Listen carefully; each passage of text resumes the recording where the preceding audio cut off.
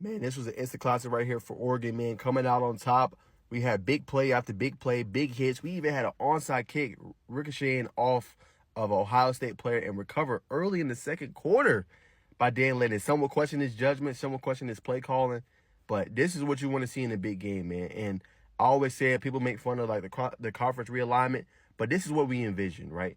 This is what we envisioned when we redid the Big Ten, right? Redid the Big 12, redid the a little bit of the ACC, added 3 new teams, added Texas, Oklahoma to the SEC. We want to see these type of matchups, and we got that on Saturday, man. I mean, 2 versus 3, it's hard to see that, kind of mid-season like that. You don't see these top-tier matchups until playoffs. Now we get it early in the season, right? Ohio State's biggest test, Now they lost, but they made plays. You know what I'm saying? Jeremiah Smith is going to learn, right? Obviously, he had that OPI, which hurt him a lot. It was driving. I thought, okay, Ohio State's looking good. They're going to put this game away. The OPI hurt.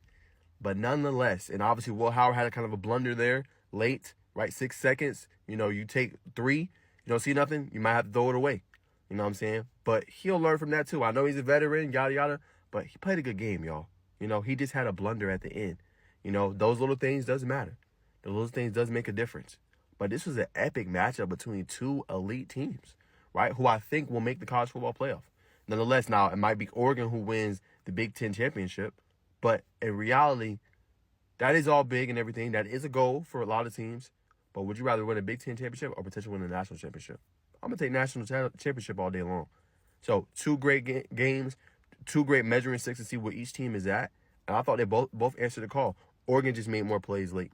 Now, as y'all can see here, look at the total yards. Neither team stopped the other team. Nearly 1,000 yards of total offense, right? Each team had it going. No big stoppages. And like I said, both quarterbacks were efficient. 28 to 35, 23 to 34, right? 9.3 yards per pass, 10 yards per pass, 141 rushing yards, 155 rushing yards, right?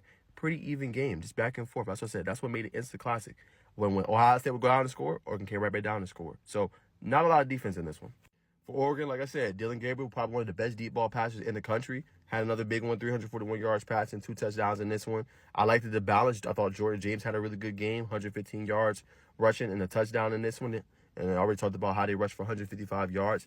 Evan Stewart, I thought, picked up the slack for Oregon in this one. 7 catches, 149 yards, and a touchdown, right? Tej Johnson is usually their guy, but he didn't get cooking until later, right? 7 catches, 75 yards, and a touchdown.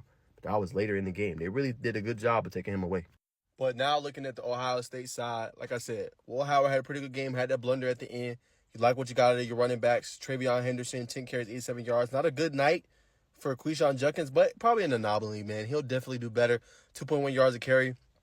Not his kind of thing, man. He'll be a lot better going forward. I can guarantee you that. And then Jeremiah Smith, I thought he played well. The receiving core, you look at him, 100 yards, 9 catches, a touchdown. Had the OPI.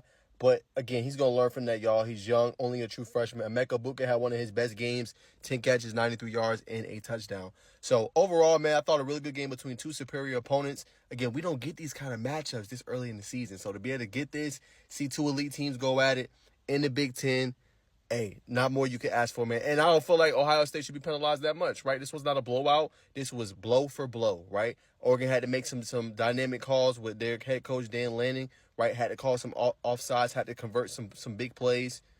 This should not affect both teams. Now, you probably push Oregon to number 2 in the country, but Ohio State shouldn't fall below, I think, a top 16. They are that good. They are that elite, man. So don't sleep on them. Should be a great AP poll that's going to probably drop here a little bit later on in the afternoon. But a great day of college football, man. We got another good weekend coming up. I thought both teams played well. Just couldn't quite make them plays for Ohio State going forward. Defense got to play better as well. Cannot give up that many yardage. But that's my thoughts, man. That's the latest.